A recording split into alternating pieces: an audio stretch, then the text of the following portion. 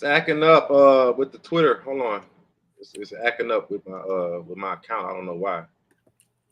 I don't know. Let's see. It's not live right now. Well, I guess it is on YouTube. YouTube. If you hear,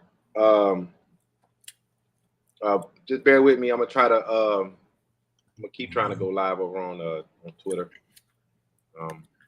Let's see if that. If not, we're just gonna go. But welcome in. This is the Pickoff Show. This is the Pickoff Show on Ray's Juke Joint. As you can see, we are in the middle of live drafting. This has been something Eric and I have been waiting on. We've been planning. We have been like excited about for like 2 weeks. Once we got the invitation came from the great fantasy baseball invitational. And we wasn't expecting it, but here we are in a league. That's not the one that's on the screen right now. But you know, we are drafting in that league right now. This is like this league is like, Eric, tell them about this league. This league is like top tier. Yeah, here it is.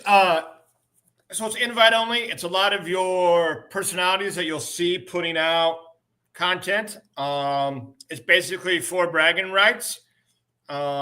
It's monstrous. I don't even know for sure the total count, but last thing I knew, I think it was 35 or 36 some leagues with 15 per. But it's categories, roto style, 5x5, 15 rounds, or 15 teams, 30 rounds. So we're going pretty deep, but like you said, grateful for the invitation, excited to get in and mix it up with people that have been doing this for a long time and see how we fare. Yeah, like that's the number one thing. We just when you hit me up, was like, yo, we got invited. I was like, what? Invited to what? And you was like, the fucking NFBC. We're on an NFBC team. We got an invite. It's invite only, and we got one of the spots. I was like, shut the front door. Yeah. You know what I mean? Like, that's kind of crazy. And it's fun seeing all the different drafts and the people putting tweets out and stuff today. And we've seen everything from, like, Juan Soto went 1-9 in ours, and I saw one thing he went 1-1. So it's going to be really interesting to follow out, as a lot of other people are drafting today, of course. It's awesome. Yeah. So if you're watching on YouTube right now, trying to get this Twitter feed up and running. It's just not. I don't know why it's not letting us go to Twitter. But hopefully it'll. Let me just see if I can remove it. If I remove it and try to go back. I saw the Pickoff show was on. I mean, the kickoff show was on, right? Yeah, it was on fine. Are they still live? I don't know. Is that what's messing us up? Are they over there? It can't be, because we're live on Twitter. We're live on YouTube. So I don't think they could still be on while we're live. No, I don't see them. Yeah, I don't think they're live. That's kind of crazy. No, they're done. The Fair Catch show is on before us, and just trying to see why this won't let us stream to Twitter. I don't know. Yeah, we're over here and we're on Wallace. Let's see what Wallace did in the first round. We're finishing up the second round. Wallace ended up with Gunnar Henderson. Gunnar went what? 1-6-1-7. Two. Gunnar went 1-6. Gunnar went 1-6. So we got, it looks like 6 spots here. Finish off the second round here.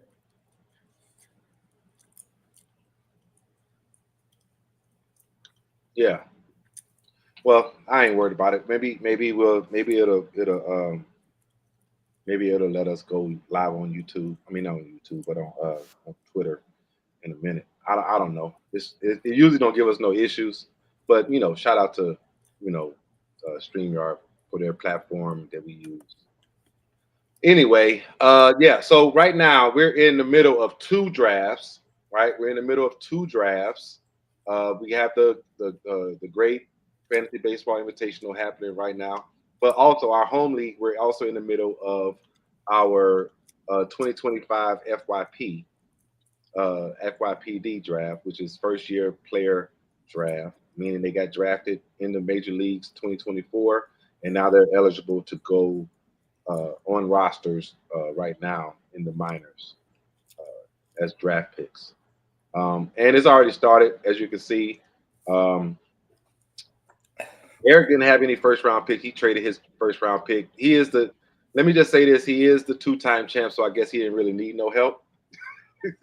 I traded my first round pick. I came in second/third, whatever. I don't know. It was kind of weird. Old people in tech don't mix. Shut up, Nine. He said old people in tech don't mix.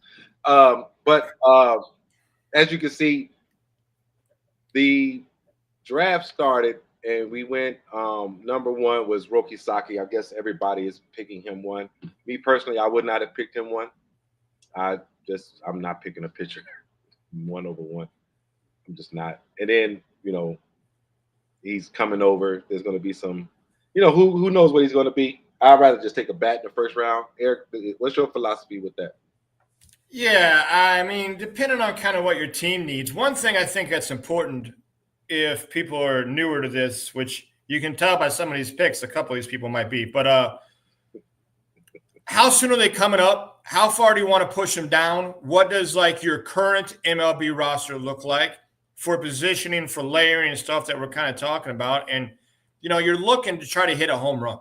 I mean, You're looking for an absolute who's somebody that can probably take over the game. So, but a lot of these guys like JJ, who Kian took, Christian Moore, who he also took, like they probably might be the closest other than, of course, Roki's going to be ready probably, but like that's the main thing for me.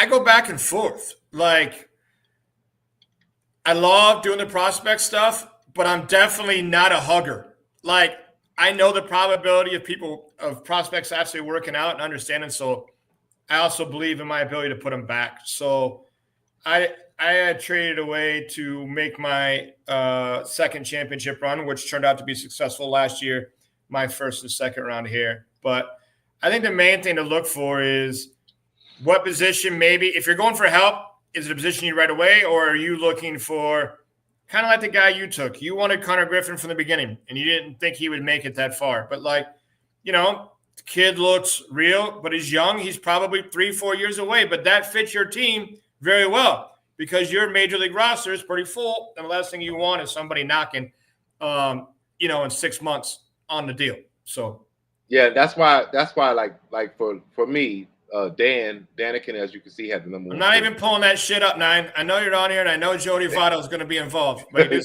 just sent me a trade pick, and I guarantee it's for Joey Votto. But I'm not going to even open it. I'm not going to. So as you can see, Danikin was number one in our league, and he took Roki Saki, but he's one of the guys that didn't fare so well last year, and he's rebuilding his team basically. So Roki being a guy that's going to start day one is an advantage for him, as you kind of pointed to. Yeah, we had a couple guys like Kian too, right? Kian having 3 and 6. Yeah, like he had, and 12. He had made a teardown at the end of last year to accumulate some picks to put some assets together. So yeah, I actually like how the draft fell. I had a couple guys higher than most. But Ken picking JJ Weatherholt was the one that I kind of want to touch on. Like JJ is like he was number 2 on my list. When I made my list, it was Banzana, Weatherholt, then Caglione. So it kind of fell that way. No, I had Banzana, Caglione, then Weatherholt. But I knew I wasn't getting a pick, so it really didn't matter. I just made a list of my top guys. But I had Connor Griffin like number 7, and I got him at 14. So, that's kind of how it fell. Shocker though, I was not expecting Dan. So Dan had a run of 5 picks that he traded for last year, 7, 8, 9, 10, and 11, and he went Condon, Burns, Smith, Montgomery, and Cam Smith, and then he went Hagen Smith. Which in turn, next year with Hagen Smith and Braden, you'll probably see them on the White Sox next year. They'll probably play like half seasons in the pros next year, something like that, Yeah. But not to keep their eligibility down, but getting ready for 27.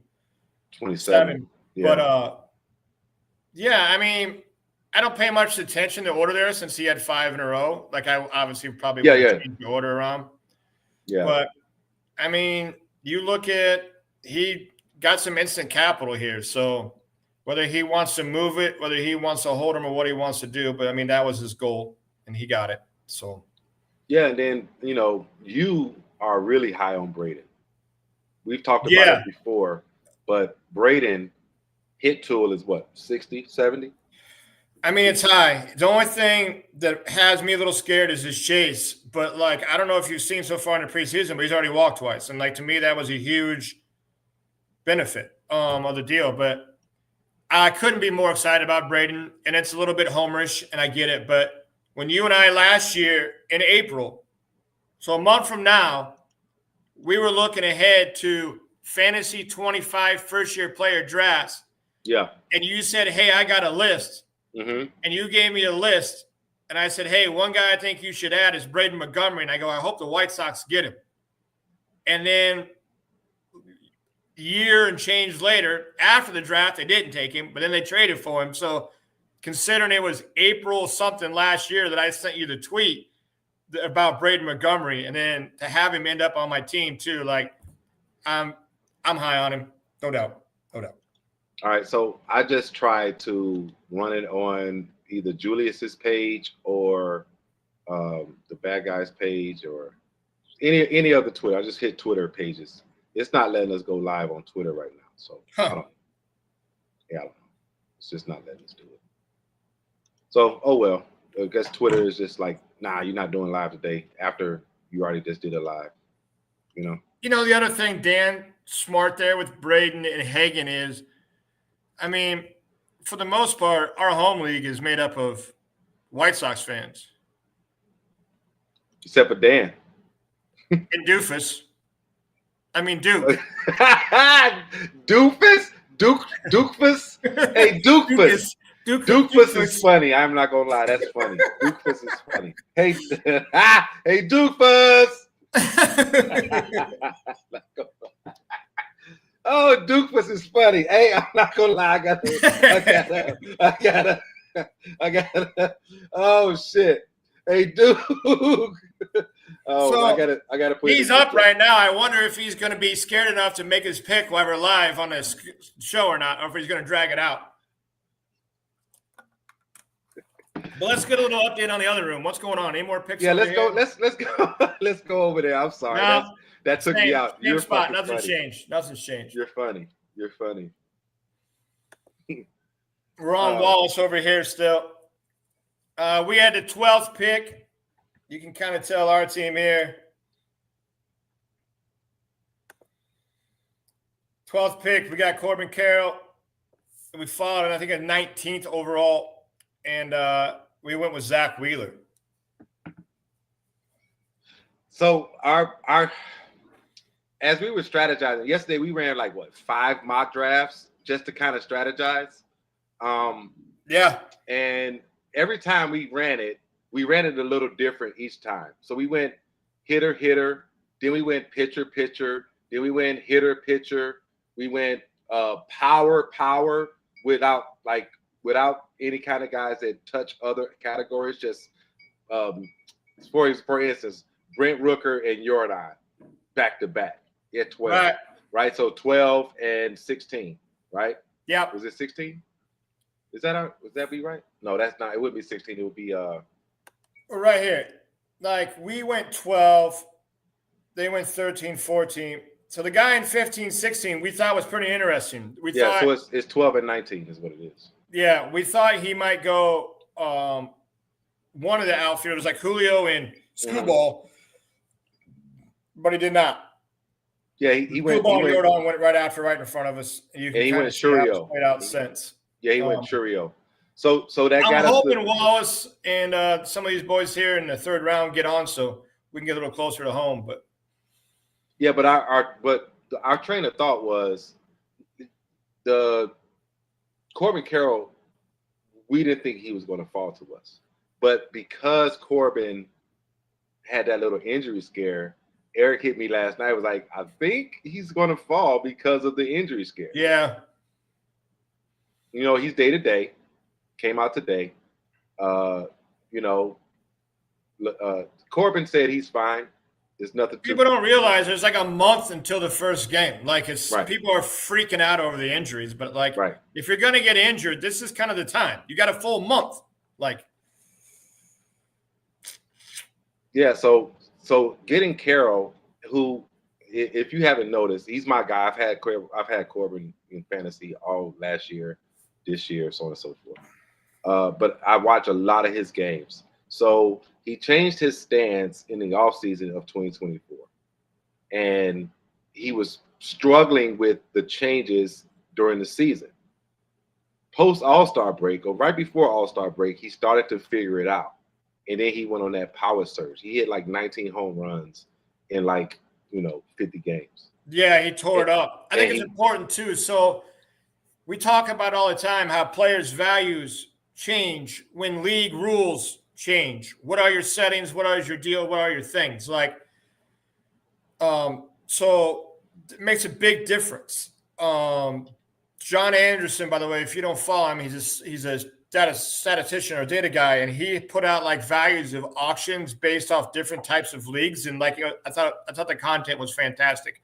Kind of showing the different values. Like, I think one thing in our home league people have struggled with is some of our players are worth more than your average league, or then maybe they're seeing the MLB because of our categories are a little different in our home league. But in right here in the TG fantasy baseball deal, we're doing runs, home runs, RBIs, stolen bases, and batting average.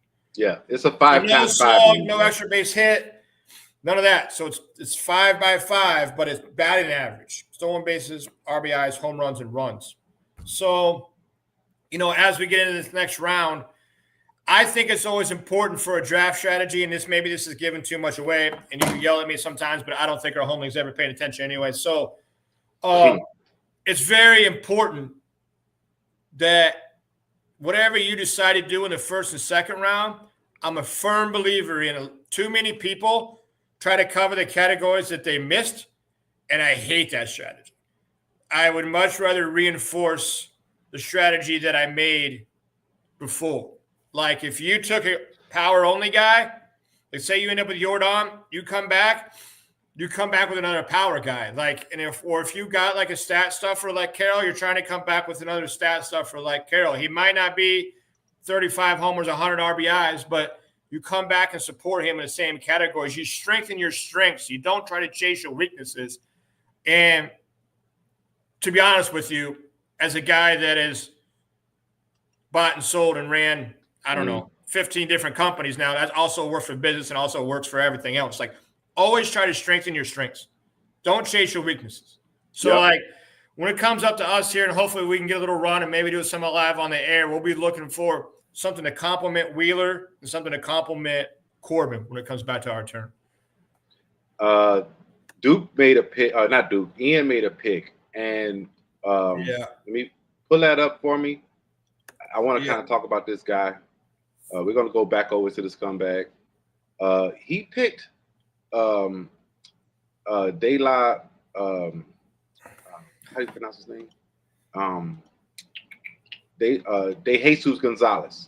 Yeah. Joe Sardi. Now, he was high on my list, Eric. He was like, let me look at my list. I think he was like 15. I think he was like 15 on my list. he was big in mine because we drafted him in the Dynasty Sports Deal, like the 3rd round. Yeah. Of that 30-round league there. Right. Probably the number one, not most paid, but Nope. probably the number one international prospect. And if you guys are to give you an idea of who that person last time was, it was Leo DeVries, like last time, right? Yeah. And he blew up the fantasy world, who was kind of the number one pick. So I would say he's probably the number one talent. A lot of people have him. So Ian's sneaky, man. Ian is sneaky. I feel like he does like 33 things, but if he would ever just focus on this, he has talent in this thing. Yeah, that kid. Can you talk about? Let me just ask you this. We'll do it like this. So when we're doing international signings / drafting, the money per slot. Can you go into that a little bit, because I think that's important. As far as how teams allocate the money and how that could give you a view on how they value or how they see that particular prospect. Yeah, and sometimes you got to remember, so there's no such thing as an international draft. It's just what kind of money they all agree to and when they can get the kid to agree. Sometimes they agree like a year ahead of time before they're even eligible. Alejandro Cruz, the White Sox's biggest deal. He's been at White Sox for well over a year. Well, a lot of things happen. He's already agreed to, a $2 million signing. Maybe he progressed, maybe he didn't. So you have to watch. Like, the money don't necessarily equal the talent. You're going to have to dig there a little bit different on the stuff. And when you get into Major League Baseball and some of the roster stuff, like one thing, I'm just going to go to my hometown team a little bit, but our hometown team. But one thing that drives me crazy is, White Sox Twitter in general, but people don't understand slot value, to your point. Like, people think that Tim Elko is a Major League Baseball player. Like, the guy struck out like some insane amount of rate in minors. 38.9%. And he can't play the field at all. But you don't understand, when they drafted him in the 6th round, it was like $1 million slot or $750 slot. They paid him $30,000. The only reason they even drafted him, and the only reason he was there, was to save money so they could overpay in other slots. I think it's just a lot of people don't understand. So, people get hung up. They're so used to, how football, NFL drafts go and how stuff goes. But you can have people – I'll give you another example. I think it's the same draft. Wolkow went in the round after, and they gave him $1 million. He was an 18-year-old kid, and they gave Elko $30,000. Right. The only reason they did was to save the money to give to Wolkow, so they didn't go over to the slot bonus. You have to understand that when you're trying to look at how teams value their players and what their plan is for them and how much they're really invested in them, and et cetera, down the line. Yeah, I want to kind of go back on something you said maybe 5 minutes ago about reinforcing your strengths. And we kind of talked about how we kind of deviated from that with the Corbin Wheeler, and we're going to try to double back and do it in the next 2 rounds on the other draft, right? Yeah. So I want to kind of share something as far as how we did it in a different league. The other league, let's see right here. Let me share this real quick. And so you see, this is the 4th column from the left is our team, right? Yeah. And so our strategy at the time was I feel you, Caleb. I feel you. Thank you, sir. He said, I most definitely got 3rd. Thank you. But I don't plan on being 3rd. So whatever. Anyway, as you can see, the strategy in this league was OBP, Juan Soto, right? Power, Schwarber, yep. Right? And then try to lock down, because of the rules, we only got 20 innings, right? We only got 20 innings to cover, but we also have saves and we have holds, right? So it was like, okay, what are the strengths that we can get in these first couple rounds with us having the 4th pick? Well, let's get the best OBP guy in baseball, and then let's complement him with another guy that has a high OBP, and both of them will give us 30+ home runs. I mean, you're looking at, some of the one of the fun category in here was runs created. Yeah, that's true too. We also had run created. I forgot about that. Taking Soto, affects every category. Then getting scoreboard with run created, runs, over 100 runs, over 100 RBIs, 40 home runs, putting that with Soto. A lot of people would draft Soto, and they'd probably turn around and go and get like a stolen base guy because they're afraid to empty out categories. And I would love to play against those guys every day, because I think that theory is dead wrong when you're drafting. Right. Your whole idea is, how does your roster complement each other? How do they support certain areas, certain things? But you can see also how this went. So we come back with McClain having second base and shortstop. When you're 30 teams deep and you're trying to put together a roster, the multi-position thing is you're going 26 rounds. So you're drafting a major league team. It's just like we literally have a major league team here. Yep. So then we hadn't taken a starting pitcher yet, but instead of going to chase starting pitcher, we decided to put together one of the best closing bullpen combinations, and we took Mason Miller and Devin Williams back-to-back because the inning limit every week is only 20. Exactly. So, there's theory. The game theory is very big in fantasy baseball. It's a lot more than trying to read a box score and go, oh, he hit 300. Oh, he hit 290. Right. You have to understand the categories and which players affect them and how to complement them. And then, to your point, runs created, we took guys that aren't 100 RBI guys, but they're going to give you at least 70, 75 with McClain and Donovan, right? Right. And then the multi-position thing give us flexibility, which is a strength of ours on this team that we made sure that we touched. But then the funny part was coming back around on the turn 7-8, right? On 7-8, we had DJ Hurst, and we did not expect Muncy to be still sitting there. So once again, once we get to Muncy, it's like OBP, power, reinforced once again. So then it's like, okay, what do we got to do now? Well, we need somebody that's going to get on base and get us some bags outside of Matt McClain, who get you 20, right? And Victor Robles broke out last year. Victor Robles, people don't remember, he was ranked higher on a lot of outlets than Juan Soto at one point in time. It's crazy to think about, but it's the truth. But he struggled. He gets to Seattle. He figures something out. Seattle, what did they do to tell us the truth, Eric? Yeah, you have to learn, right? So they signed him in August to a contract extension. But they didn't even wait till the end of the year. Like, shortly after the All-Star break, he signed a contract extension. So they knew, they believed in what they saw, and they invested right away. Because another terrible take, and I don't want to call him by name. People will see it in the White Sox things, but people are like, man, Luis Robert in Seattle, he would look so good. He would look so great. Man, they got Victor Robles, and they got Randy Rosarina, and they got Julio Rodriguez.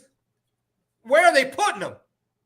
He don't make any sense anymore. It made sense a year and a half ago, but when you add Randy and Victor to the deal, it don't make sense anymore. People just don't pay attention enough, but they always got the takes. Yeah, so this is just a peek behind the curtains with Eric and I, all the things that we do as far as strategy when it comes to different leagues. Like this, the TG FBI is a completely different league.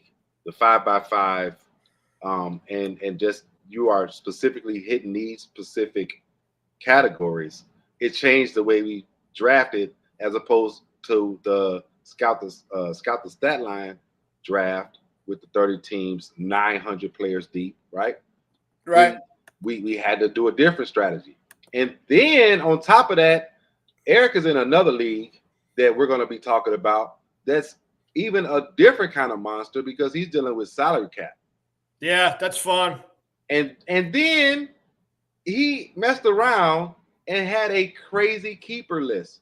Did you want to share that, Eric? Oh, that's a different league too. So that's a whole different league. I forgot that is a different league. The White Sox guy, he's a collector. I follow him. I can't think of his exact Twitter handle, but here I can find him. It's Shy Sox Collector. And he had a spot open. I was intrigued because it was a 12-man league and they were doing $350 buy-in. So I'm like, there's going to be some nice payouts in this one. How does it work? So it's a 4-man keeper league where you keep people that got drafted. And I said, well, all right. I said, it might not matter, but let me see some of my options. I end up getting Matt Olson in the 7th round, Kyle Tucker in the 14th round, James Wood in the 22nd round, and pitcher Ohtani in the 12th. So that's my starting squad, and I have 1 through 6 draft picks coming, and I still have those 4 to set my base around. So I'm pretty excited for that league, needless to say. Yeah, I'm not in as many leagues. I just got 1 more draft to do this year. No, 2 more drafts. I got 2 more leagues to do. One of them is the Bad Guy League, and then I have another league at my job. So yeah, I'll be doing that. To give you an idea, and just to double back on Victor a little bit. Okay. Second half of the season last year, he stole 26 bags and hit 323. Yep. In the second half. Yep. He's already said he wants to steal 60 or 65 this year. Yep. So. And they're just expecting him to get 10 to 15 home runs on top of that. Yeah, he won't have much power. No, I'm not for sure his projection. He's an on base guy. He's an average on base guy. They got him for 8 home runs FTCs. They got whatever, but he walks a little bit. But he is still only 27. That's crazy. And they're talking about him stealing. If he gets just on the second half, which is shorter than the first half, but even if you double it, that's 52 stolen bases. Like I told you, I don't know, probably a week ago, we were talking on the phone, and I actually put some money in. I'm pro Seattle this year. As far as making the playoffs? As far as maybe being able to win it all, to be honest. Shut up. You put money on Seattle winning it all? I played him to win the division. I played him to win the AL pennant. I played him to win the World Series. Oh, whoa. Hold on, Eric. That's different. Wait a minute. Because that division is fucking stacked. It's tough. I mean, you got Houston. You got you can't Texas Rangers. Yeah, you got the Rangers. You got them. You got even though Oakland isn't necessarily terrible. In Oakland, yeah. They're not. The Angels are the Angels, but but they upgraded some places. Just imagine if they get 2021 Tim Anderson. Yeah, I mean, it can help them. I mean, I'm not for sure. I know everybody. They're starting pitching. I'm not for sure that guy exists anymore, but yeah. Yeah, but the Angels are interesting. They're like, I don't know. I hate the GM there. I don't know how Perry's kept his job over the years, but. Some people defend him, but a lot of people yelled at me and defended me when I told them that A.J. Preller down in San Diego was terrible too. And now they're stuck. Mm-hmm. They gave away their whole goddamn farm system. C.J. Abrams, James Wood, all these boys are playing somewhere different, and they're trying to cut salary. Don't have the players they traded for him anymore. And they're sitting on Dylan Cease. Please, somebody take him. Somebody take him, please. Not great, right? Not great. But, somebody take Dylan Cease, please. Or Michael King. Yeah. Or one of our big contracts. Somebody take Xander. They'll pay you to take Xander. They'll give you free money to take Xander.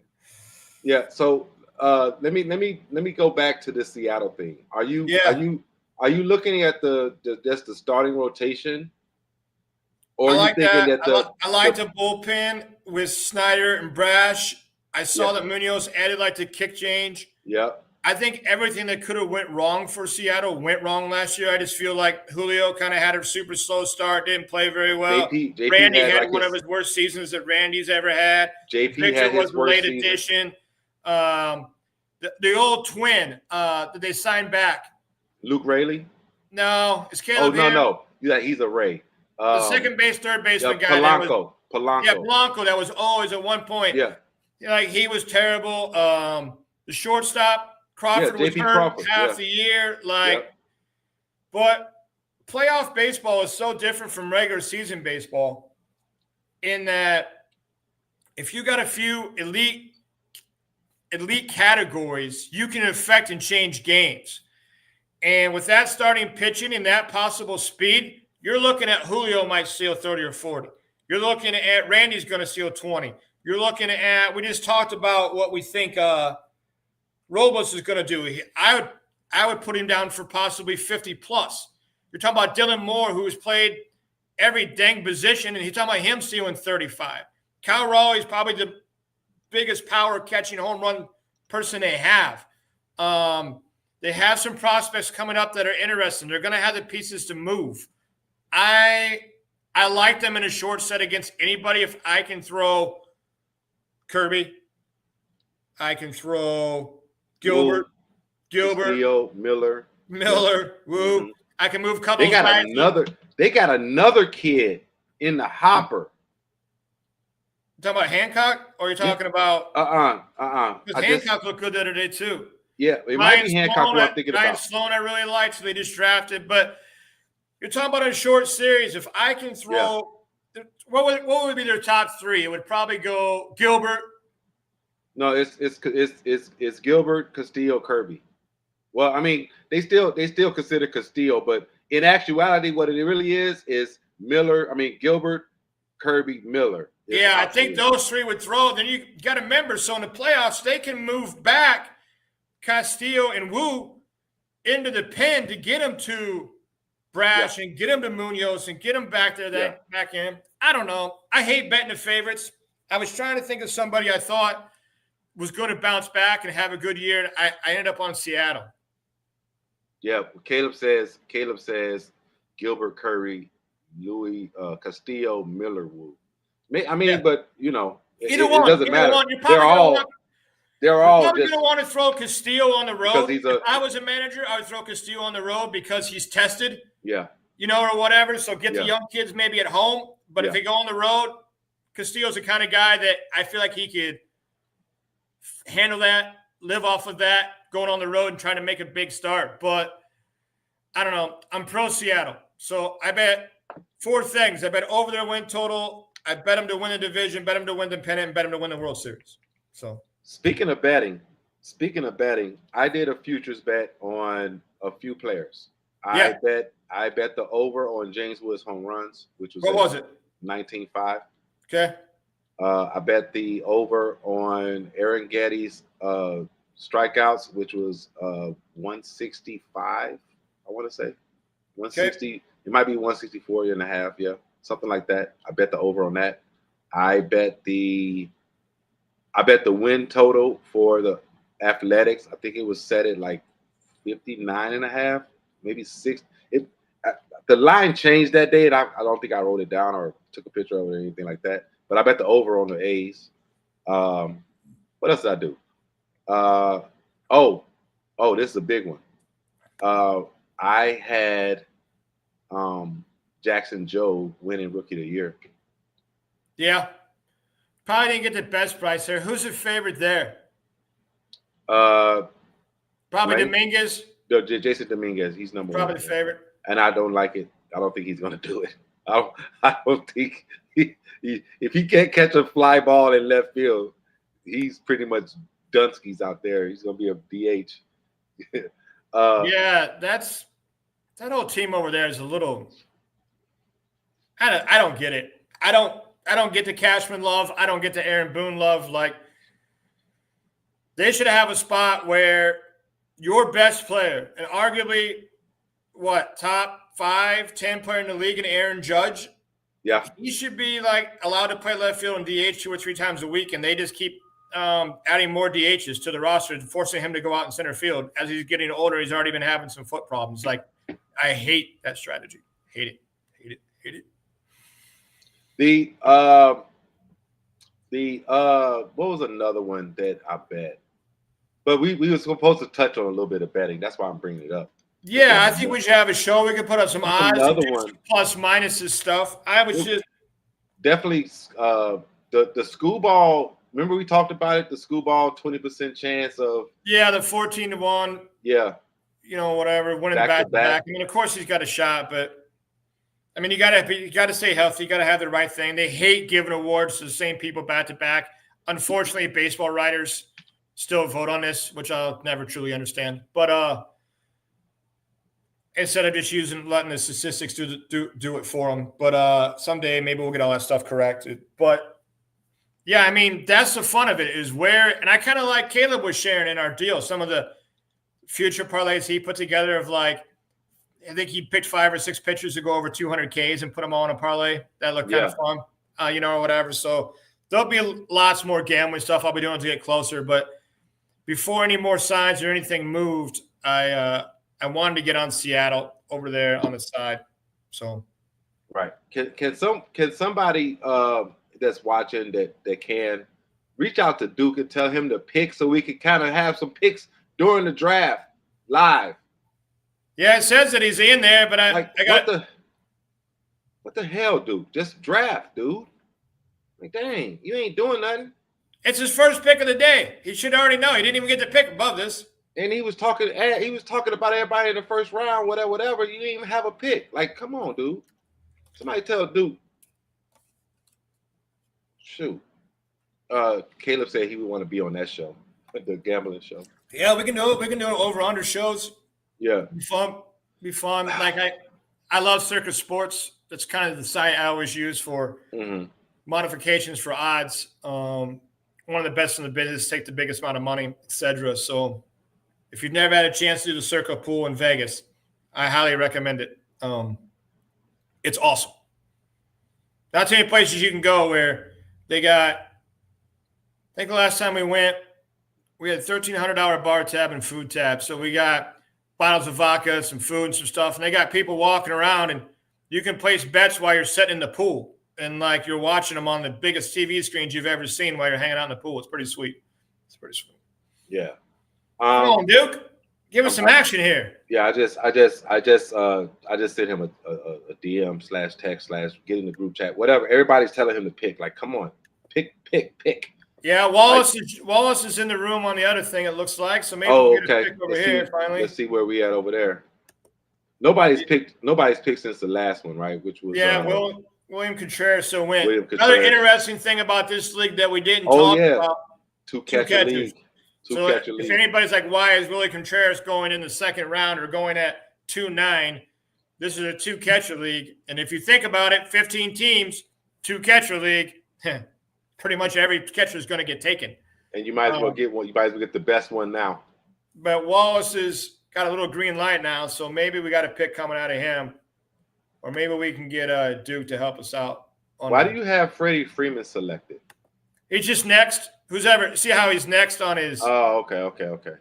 So I was like, I don't think we want Freddie. No, we don't want him. And not okay. I'm not gonna say we don't want Freddie. He's just not gonna make it back to. He ain't gonna be there. I mean, we got 6 picks here, then 12, 11 more to go to get to us. So I was hoping for a run while we were live, but Wallace would be a great start because it looks like a couple of these other guys are here, and some of these guys go back to back, obviously. So maybe we can catch a small run.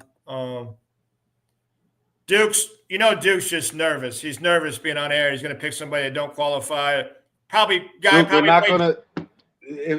badminton or something. Yeah, if y'all talking to Duke, just tell him we're not going to critique him that hard. We're not. Like we're gonna say something. Like we've talked about everybody else's. Like Connor Griffin for me was just high on my pick. He was high on my board. I'm actually pretty. If you compare, you remember last year in our league when we got off the draft, and I'm like, listen, either nobody knew what they were doing, or I'm way off because like I got every single player I wanted. Like I had a list of my top 10, and I got 9 of them. I didn't think anyone would even be there in the second round. So, but this year, I got to say, you could tell our group, Caleb and I talked about it before. We were probably 1 year too early for the dynasty for our group. Yeah. Because you can tell here, this is much better. This is a much better board than what you would have seen last year. It's definitely is. And you know what? Because I love Cam Smith. There's probably only two bad reaches here, I would say. I mean, Jay's pick of Chase Meredith was just as awful as it gets. But like don't ever do that in a FYFD. Well, he's not even an FYFD protected. You could have picked him up the day before. He was on my roster 10 days ago. And I would say I like him. But I think Ian's pick of Yesedich was a reach. I think he would have been there later Yeah, on. he would have been there. He would have been there on. I do like him though. I do like him, but no, I do too. Like Rayner. I like Rayner. That Ken came up. He came away pretty good. Bryce Rayner for Ken. Christian Moore. I'm kind of like. I like him, but then there's things about his game that are like, and then they're trying to push him in L.A. Oh yeah, but at the same time, as much as they're trying to push him, the manager who is Ron Washington. If you don't know anything about Ron Washington, you ain't playing unless you're gonna be playing.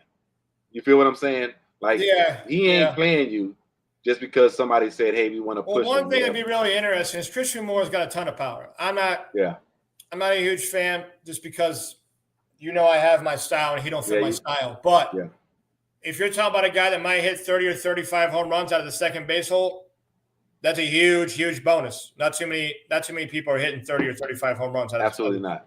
But to my point though, like Cam Smith, because of the Bregman going to Boston, like the third base position in Houston is solidified right now. Like Paredes is going to be there, right? Yeah, but he has versatility too. That's what I was going to say. Like Cam, he could play second, he could play first, he could do some different stuff, and he's got power. And those Crawford boxes are just a luxury. I'll tell you something else that people better get used to, and it's going to be a big dynamic switch. And the thing I hate about baseball is a lot of times it takes you 4 or 5 years to realize what you said was correct. But just go ahead and say it. You're going to see a lot more college-heavy bats, college-heavy deals because of the NIL and because of the money. Where it used to be you saw a lot more high school kids come out, they don't come out anymore. Right. And I was trying to explain that to somebody the other day. Like, more international young guys are signed rather than high school. Yeah, that's going to be that's your youth movement, but you're going to have a lot more. If you look at this draft, you're talking Lozana, Westerholt, Kurtz, Kaggs, Moore, Condon, Smith, Montgomery. All college guys. All college bats, all big bats, all deals. But the fact that they can get paid now in college, they don't have to chase that money. I think drafts and FIPDs are going to be a lot more powerful, and your picks are going to be worth a lot more than what they would have been when it was high school kid, like it was 15 years ago. I just got a trade proposal, Eric. You want to hear it? Joey Votto for who? No, Eloy Jimenez. Hey, you want to know what he's asking for? Eloy Jimenez? Who? Cal Tucker. Yeah. I pulled it up. He offered me a Joey Votto for Jose Ramirez is what he offered me. This is fucking hilarious. Draft day is funny. Is he just not going to pick? Duke's not going to pick? Thanks, Duke. He said you guys are not going to rush him. There's 2 people he's considering right here. Be a man. Be a man, Duke. I'll help you out, Duke. I'm going to guess they're both wrong. Hey, where is Justin? He's probably trying to buy a Chase Meredith jersey after that pick. I don't know where he went. Well, maybe he's strategizing because he's got the next pick after Duke. So maybe he wanted to just get Meredith out the way because he knows he has this next pick. So no. Like, come on, getting him out of the way. He could have picked him up before the draft. But we got green lights all over here. I just need Wallace to pick. This is going to worse. Nobody's doing nothing. So if Wallace picks, we got green lights. Back to 1. All the way till till the 20. Well, now the 29th guy he was just on, but he's I probably don't know. checking Wallace has to been see green for a while, but he's taking an hour on his pick. But like who you think he's considering? What's on the board right now over there? Can you pull that board up for me? Sure. So I can kind of see. Well, let's see I think we already saw, right? I think Wallace had Gunner in the first, right? So yeah, is he considering? You think he's considering maybe a pitcher here? Well, Yeah, I mean, it's going to be a while before he picks again. I would guess he's somewhere between Gilbert Logan, and Crochet. or he's somewhere between. Is he thinking about Marte, Riley Devers? You know, I don't know. I don't like many of these guys here in the middle. I don't either. Like Trey Turner, like Trey Turner's sneaky in this one because his batting average. Yeah. And also, I'm really intrigued about Trey Turner because I had a theory last year as he was on our home league on my team. And I shared it with you a little bit. I don't think Bryce Harper likes people running in front of him. And last year, they went Schwarber, Turner, Harper. Well, they've been having discussions about going Turner, Harper, Schwarber. I mean, Turner, Schwarber, Harper. They ran that 1 and 2 around. They ran that yesterday, actually. And do you know who takes a lot of pitches? Schwarber. Yeah. Do you know when it's a good time to run is if you got a guy up there that'll take a lot of pitches. So I'm really interested in I would bet here, what's Fangraphs got here, the gambling people that are looking. Well, they got Trey Turner at for stolen bases. 25. Trey Turner, stolen bases, Fangraphs got him at, drum roll, 20. Nope, lied. That's home runs. They don't have it in their little short sheet. Let me go down. It's probably lower. It's probably like 18. 24. 24 pretty much is 23, 24. I would bet over. And I think he's going to run more if they do that and he hits in front of Schwarber versus hitting in front of Harper. Yeah, I did. Because the man's percentage is insane when he tries to steal. Remember one time he did. Here, how you like this? 2022, 27 stolen bases, caught 3 times. 2023, 30 stolen bases, caught 0. Last year, he only had 19, caught 4. He had 32 and 21, caught 5.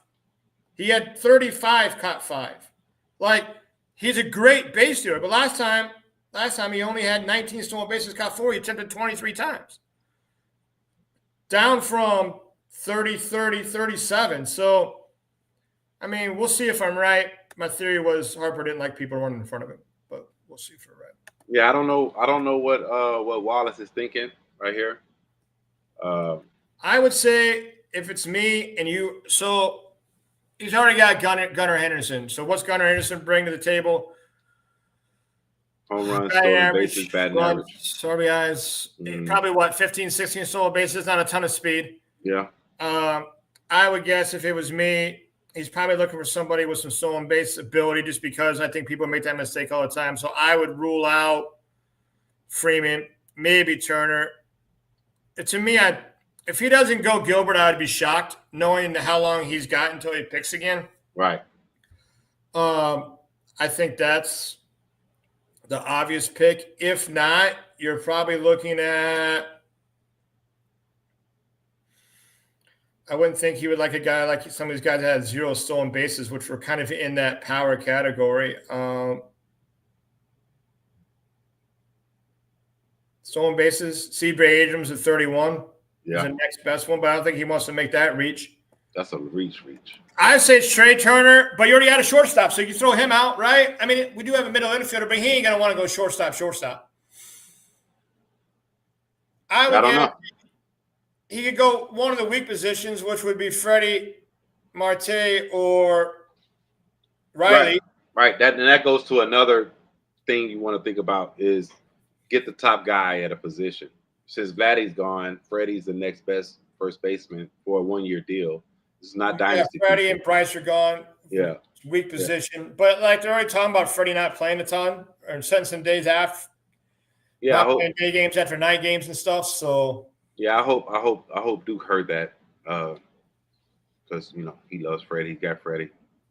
He's the Dodger stacking he done is whatever. But yeah, we got you can see here we got 4 straight green lights if we can get Wallace to pull the trigger here.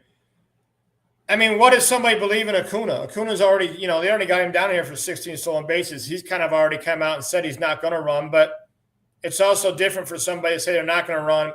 That's normally a runner. Like, if he starts feeling healthy, is he going to turn it up? Like, I don't know.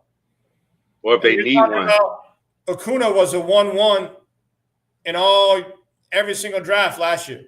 I mean, He was census by far 1-1. And now here we are at 210, and he's still not even coming up. So yeah, what's his ADP this year? Right here, right? Acuna, 27th. 27. So 2 picks technically. That's 2 rounds. That's basically 2 rounds in a 12, 14 team league or whatever. Yeah. So I mean, yeah, I don't know. I wish we could have got a couple picks in, but Duke ass won't pick. Yeah. Because I know if he picks. He did pick. There he picked. Oh, he picked. All right, let's go. Let's go, Jay.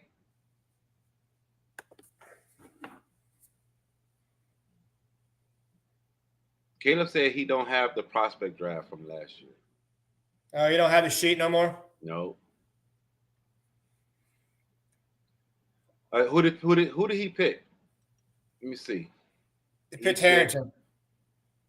Harrington. Interesting.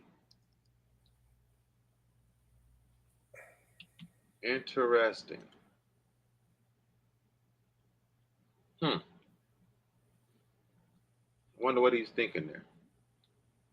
I'm not for sure. I'm trying to. The only thing I know is just like him and Justin are meant for each other. They just are. I mean, Harrington's another guy that was drafted in 2022.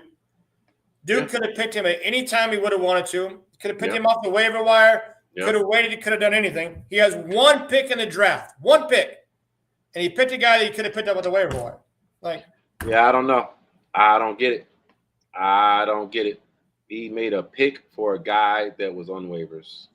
That is not 2024 FYP. And just to tell you how bad that is, I offered him Kirby Yates for this pick right here, and he passed. So I want you to think about that. He could have got Kirby Yates and still picked this dude up. He could have got Kirby Yates for free. Yeah.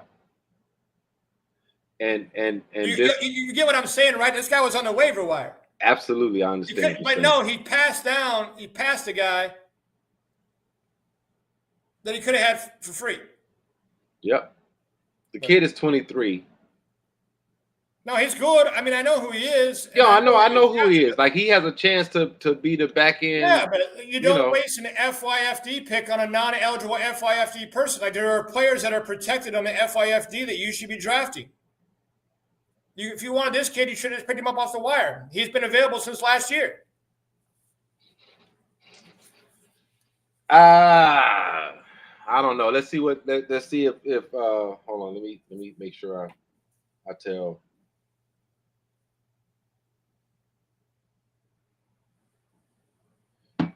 So yeah, Justin's on the clock now. And then Dre. Yeah, Dre, I don't know. Dre works so much, you said. Yeah, but Dre had he picked Nick Kurtz in the first round. And he's got 2 picks. He's got 3. He's got 3. He's the one he traded 3 in the next 5. He had a whole bunch of holes on his minor league roster, so it kind of made sense. Yeah. Wallace still hasn't moved over here. This is just, when we started this, we thought we was going to get some action going on. And yeah, we thought we were going to be able to. It's all right. It's all right. But no, I think that at the end of the day, we kind of I'll be able to get home now for this. Yeah, talking about it, it makes sense to talk strategy in both, because our league over here at the home league, is extra base hits, it's average, it's walks, it's stolen bases, hits, K's hurt you. K's hurt you. Yeah, it's kind of a weird formatted league. Yeah. And then pitching wise, there's only holds, no save plus holds. There's saves, ERA, WHIP, wins, and quality starts over there in the home league. So it's a little bit of different format. Yeah, walks hurt you on the pitching side. Yeah. Home runs hurt you on the pitching side. So there's 2 negative categories on the pitchers and 1 negative on the hitters. Yeah. Yeah, I don't know. I don't know why he went there. Hopefully. I mean, I'm not saying there's anything wrong with Harrington. I just don't. There's no strategy involved in drafting a guy that you could have just picked up. No, absolutely. I don't know, but I was hoping this would get closer down to us. I don't know. Is there? Caleb said you got a draft going on right now on Yahoo. Did you know that? Did that one start? Yeah.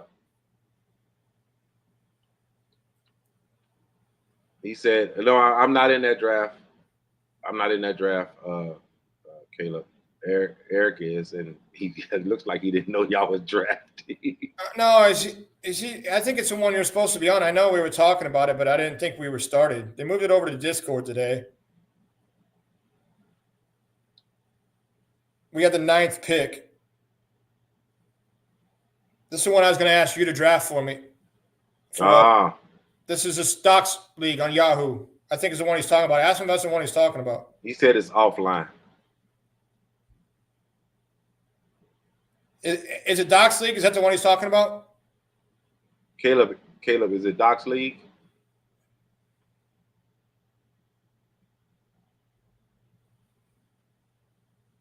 He hadn't said nothing back there. He said it's offline. So yeah, I think he's talking about Doc League. He said yes. Oh yeah, so I see. 1-1 must have been Witt. 1-2 must be Ohtani batter. Yeah.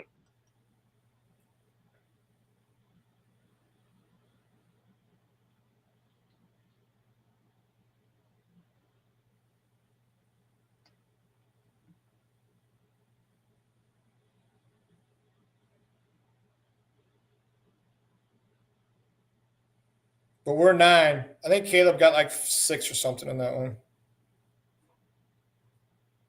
But I'll have to go back and even read the rules in this one. I don't remember as much. But this was categories too. This is a league. This was a league you and I were not thrilled with. This is one where we took over a team that was bad, asked for the worst team, made some picks, and traded for like 4 first-round picks next year. Then they said, "Never mind, we're killing the league and starting all over." Oh yeah, that's why I told you I'm not doing that league. No, I'm not doing that league. I mean, I'll do it like because we're doing it, but I don't like that. I didn't like that whole. That was terrible. Let's fucking reset in the middle of fucking season. Like no.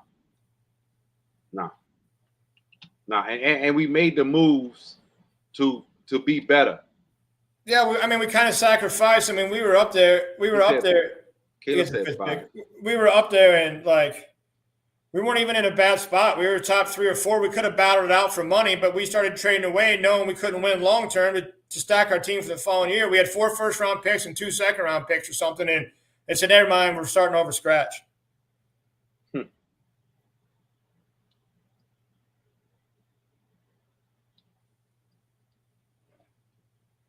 Crazy. I'm trying to see if Wallace hasn't done nothing still. Oh, there Jay went. Another non-eligible player. Nuh-uh. Say it ain't so. Oh, he went Will Warren. Why he? Oh my God.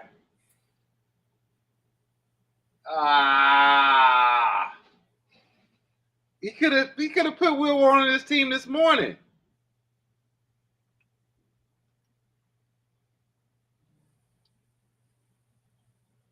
Yeah, both of them. You could have put them both on. But. Look what Nine just said in the group chat. Like, what are we doing? What are we doing? What are we doing?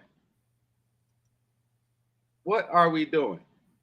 Is this a 2025 FYPD first year player draft, or is this the one that they missed last year? So they're trying to get the picks that they didn't. I don't fucking listen. There's a reason why they're Duke and Jay. Every home league I'm sure has theirs, and those two are ours. They'll probably trade each other for the picks they just fucking made right after the show. That's probably what'll happen. And not for nothing, like I have one more fucking, and I know my guy is going to be there when it comes back to me.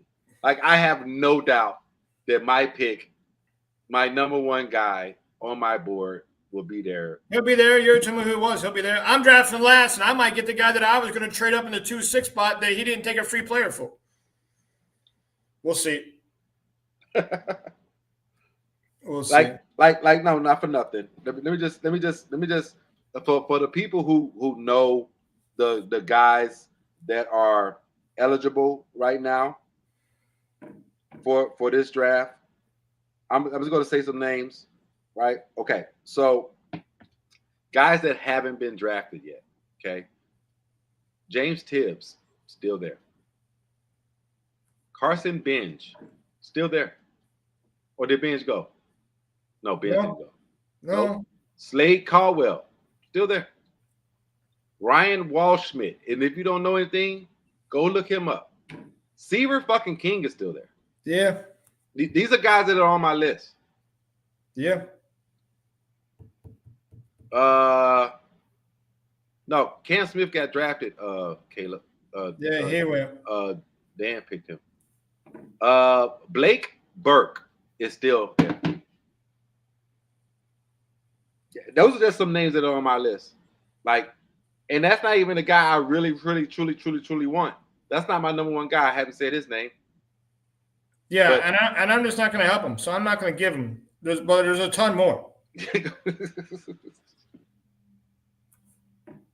But it is what it is. It's we got some inexperienced players in our room, and they continue to show it. But the problem is they don't ever want to learn them, but they're going to defend it until.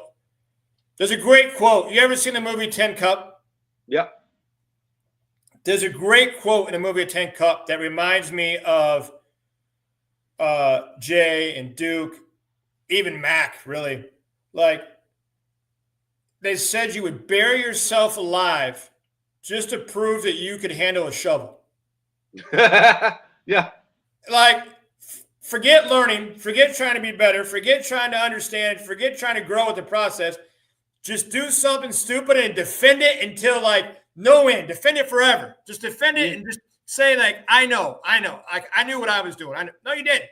You obviously had no idea. You could have picked this player up for free, Duke, and got Kirby Yates. You didn't do it. Like, you didn't know what you were doing. It's okay to say you didn't understand. Yeah, it's all good. It's all good. I mean, how many times did you admit the first year of how many mistakes you made when you played? All the time. Like, the whole fucking year. Especially, like, I was one of the only fucking managers. I think I was the only manager that first year of us playing fantasy baseball together as the Scumbags that I didn't make innings. And I was I didn't make innings one week. And I was just like, holy shit, I'm terrible at this thing. I gotta be better. Yeah. Why did I trade away this guy in the middle of the year? I got taken advantage of. Never will happen again. Okay, what other mistakes did I make? Oh, instead of setting my lineup for matchups and looking at who I'm playing, I played the best players, and I got clobbered. Yeah, it's things like that rather than setting my lineup because it's the best matchup for the person I'm playing against. We talked about it last show, but when we started, I drafted my team, and I'm like second or third in home runs, second, third in RBI, second and third in runs scored. Yeah. And absolutely getting my head kicked in. I was dead last for the fucking first 6 weeks, 8 weeks of our fantasy football league, our fantasy baseball league. Mm-hmm. And I was like, what the F is going on? Yeah.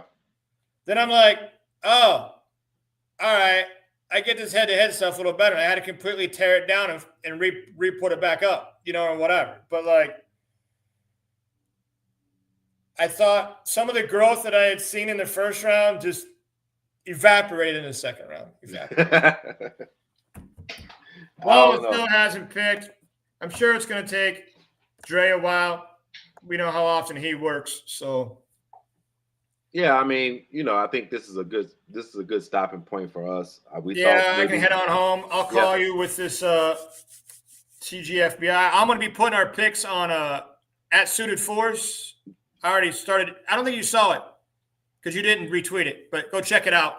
No, I didn't see you. I tagged the TBGI and I put Corbin Carroll underneath, and I put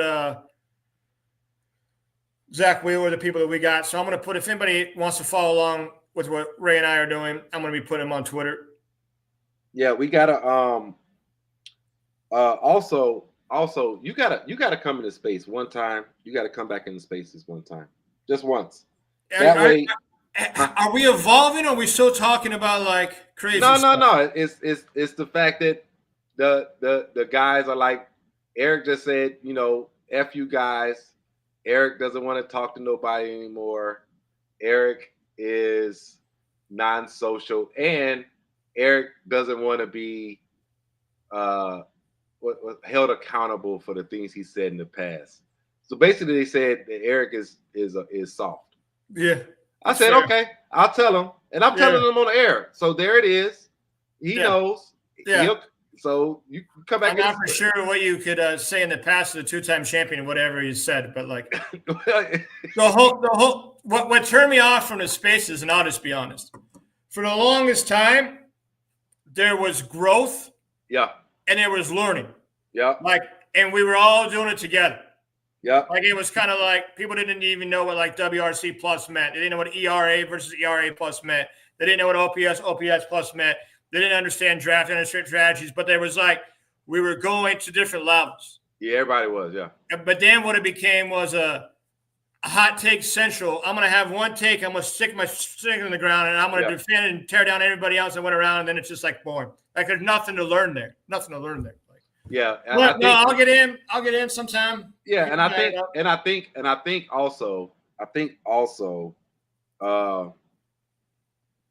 think also what really messed up the spaces for the thing is the first year we had White Sox baseball to talk about, and we was using all the things, the tools, and everything to talk about White Sox. I'm just not interested. I'm not getting interested on and having Jay say batting average matters and moving runners over and like like I don't care. If I'm spending my free time, if I have free time, I'm looking for somebody that can push me. Yeah. Somebody that's got a different view on the sport and something that I can respect and a different stat to look at or a different spin on it. So when I have the free time, I don't want to get in and talk about like, or Max saying, hey, you should draft high school kids because look, 15 years ago, all the good high school kids are the ones that came up in the draft. Yeah, how Ed Howard doing? Like, I don't want to hear that. Like, it doesn't make any sense. It's a general statement. It's dumb. Like, I want somebody that can push me in the direction I'm looking to go. I feel you. I just thought this was a good time. I'll get back on. The one thing I miss is like Ian used to be a big advocate of it. It used to be, if we were going to get into spaces, we were going to talk baseball only. Yeah. Ian used to love it. And like, if that's what we want to do, and we want to try to talk about why we think certain players are going to do better in certain spots and certain deals, love that. That. And we're back. We're going to get on and say the same thing we talked about 3 years ago. Pass. I've already moved on to 19 different things.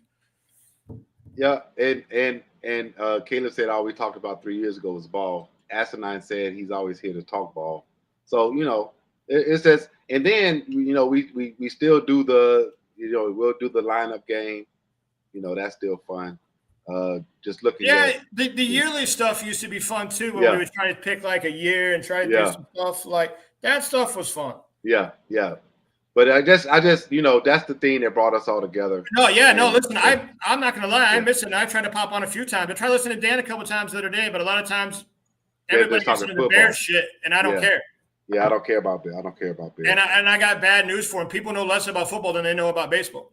And a lot less. And I just don't care to talk about what I don't talk. Caleb Williams is going to do and stuff. But if we want to talk about why I think Paul Goldschmidt will hit more home runs this year than Cody Bellinger in his spaces, and why I'm saying that, that's intriguing to me. If we're going to talk about wait. Goldie's going to hit more bombs than Belly this year? That was an offer that I tried to bet Caleb, I think, on Friday night or Thursday night. What? Actually, I don't know. It's a fair bet. They're probably both about predicted to be the same. Left hand Yankee Stadium power is different than Goldie. That's tough because Goldie. So what's really interesting about the profiles and really interesting about the bet, and somebody can go look this up if you want to, but Cody Bellinger is pull fly ball king. Yeah. He's pull fly ball king. But my take is Goldsmith's pretty good going the other way. You know how many I think I'll see him dumping in that short porch in right field, down the other way and down the other line. And I think he's going to be rejuvenated. You saw what Jazz did last year when he came to the Yankees from a losing organization in Miami, and how his game seemed to just go a step forward. Yeah. I think that Goldsmith's going to all of a sudden have a little more energy.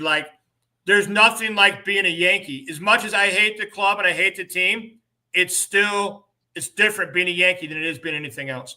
So that's part of the reason why I traded for Goldie, even though I hate his Ks. I think he's going to have a big year there just because he's looking for the competition, looking for the deal. And that short right field porch helps right-handers more than left-handers normally, but it does help Belly because Belly is a pull fly ball king. So it's intriguing. It's intriguing. But yeah, if we want to start up spaces that's fantasy baseball only, we're going to talk about baseball and talk about stats. Great. If we're going to get in there and talk about Caleb Williams or draft high school players, or I always knew that this player, Tim Anderson, was great or whatever, I don't fucking care. I don't give a fucking shit.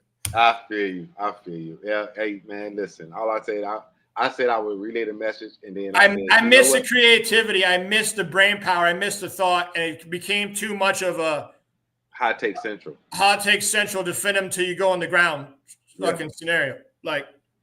And me personally, I don't be in the spaces as much as I used to because I'm always doing this. I'm always studying.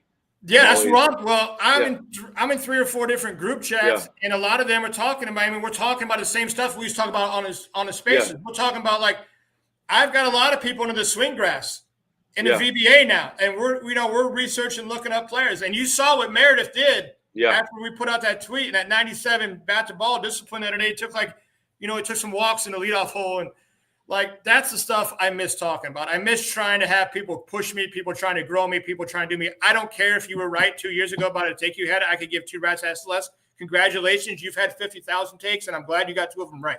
I don't care. Yeah. But if you got a take and something that can advance the game and advance my mind, advance my thing, I'm in. That's it. Love it. Nobody moved, huh? We're still on Wallace over here. He's almost half his time. Hold on. Is it 2 hours over there right now? 2 hours and 38 minutes. God damn, he's been on the clock an hour and a half. Yeah. Oh well, it's a 4-hour clock over there. It's a 12-hour clock over here, but we got. Yeah, I didn't see. Did you see? I'll look it up when I get home. But did you see? Is there a stoppage time at night for this? I didn't see that. What if some guy picks at midnight? Though I just got to make sure that I'm up at 4 a.m. to put on our pick. But I don't think that they would. I don't think they would not. I don't think they would do that, right? There's got to be some kind of stoppage overnight, I would guess. Yeah, there has to be a stoppage. I don't think that they would not have. Yeah, that doesn't make sense. You know what else? If you have a running clock, you got to make me get into spaces more. If somebody would beat me in a fantasy baseball league, that would make me get in there more. You know what? Speaking of stopping the clock, I don't think we got a stop clock on the home league. Shit. I don't think I did. You don't have to, though. You put it 12 hours. Oh, that's true. That is true. That's what I was talking. When Mac wanted to change it down, I go, we can change it down, but you can't make it 4 hours because you'd have to stop it at night. But if it's on 12 hours, everybody should be fine. Yeah, I don't have. Yeah, because it's 12 hours. Yeah, that's true. I was just thinking, damn. But yeah. You're right. Yeah, we don't have to. But I'll definitely get it more. If we want to do some, I mean, I'd be excited to get in there and talk about real baseball like that. That's it used to be me, you, Caleb, 9, Ian, whatever. Yeah. Personally, if I blame anybody, I probably blame Greg Braggs for talking about who the best Batman was and shit on the Spaces. That probably is what wrecked all of it. Greg Braggs being the best Batman. Who's the best Batman? It would come out of like we'll be in the middle of a fucking conversation. Hey, who's the best Batman? Yeah, he just wanted to be in the Spaces because he's an action junkie. Like, he didn't care about baseball, and especially don't care about White Sox baseball. So he's like, "Who's your favorite Batman?" I'm like, "What the fuck?" Yeah. Love me some Greg Braggs. That's my guy. Yeah, he's doing good. He's doing good. He's doing real good. He just came back from the combine. I saw that. I saw he's out there. Yeah, I need to reach out to him, make sure it's pretty crazy. Okay. Like, I remember talking to him on the phone. He was doing his Braggs in the stands thing, and he was just starting to get some like possible sponsorship offers. And so like he's like, "How do I do all this?" So we were talking about setting up websites and how to set up LLCs and try to do stuff or whatever, and all that jazz. And yeah, he's doing. And now he's out there on a deal. Like, yeah, Eric, you gotta understand. Like, I text my mother FR. She just texts me back talking about, so what is FR? It's for real, ma. for real.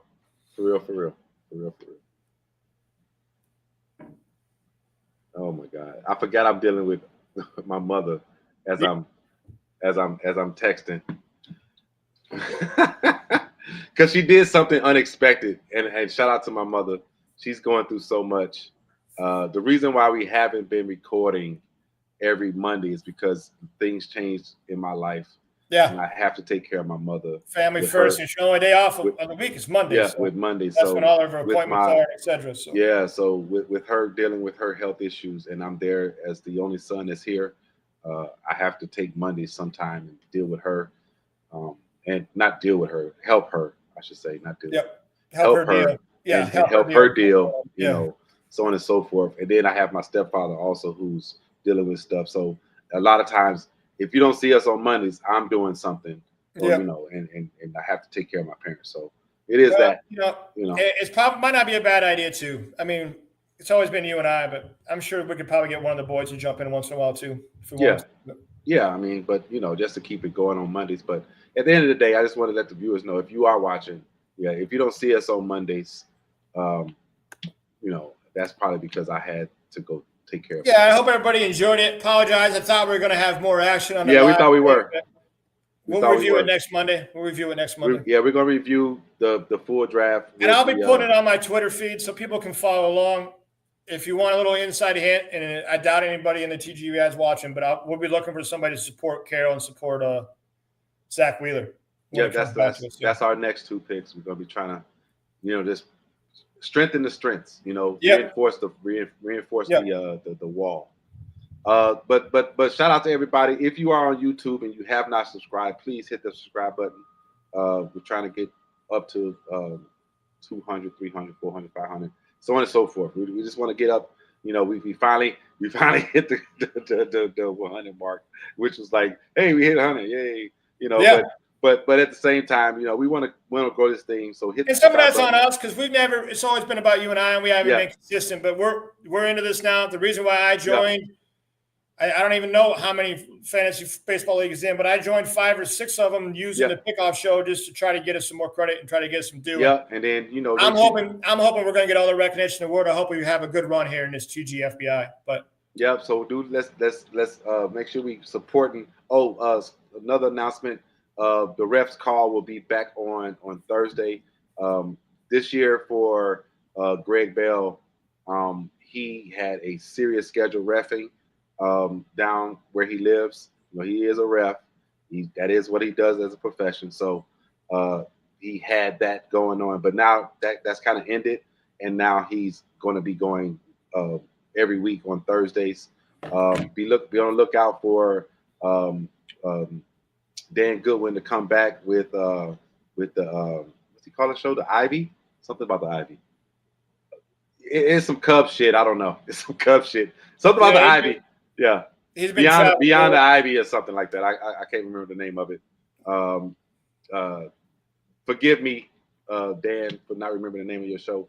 I just don't remember it right now. So, you know. But any of you fantasy nerds, go follow that TGFBI site and look at all the picks and draft boards that are going on today. You'll see weird stuff. Like I said, Soto went 1-9 in ours, and he went 1-1 in others. And like, you'll see some weird formats. It'll help you teach, help you learn, and it's cool to see how different people build them. But we're stuck, unfortunately. Wallace has got us stuck, but he's only got 4.5 hours more, and he's got a pick. So. Yeah, so everybody, just please support the shows on the channel. Thank you guys for supporting us always. Just make sure you hit the subscribe button, hit the like button. Make sure you keep the algorithm going, everything like that. And thank you guys, man. This has just been a good show. We thought we was going to get some more picks in, but we didn't. And it's all good. We're just going to cover them next week. As far as like do a recap of the full TGFBI and the rest of the scumbag and what other draft we got going on. I got another draft next week. Eric has a draft right now that he's doing. So we're fantasy baseball heavy over here. So yeah, that's all it's probably going to be about. Yeah. So and be on the lookout for the gambling show. We'll put a tweet out, send us some information out when we do the gambling show. As far as like futures and things of that nature. But anyway, this has been the Pickoff Show. This has been the baseball covering the White Sox and fantasy baseball show on Ray's Juke Joint. And thank you guys for watching. Please, go back and watch it if you missed anything. If you want to see what we was talking about earlier in the show, if you missed it, we appreciate that. And we're going to get up out of here. We're going to cut the lights off up in here. Thanks everybody.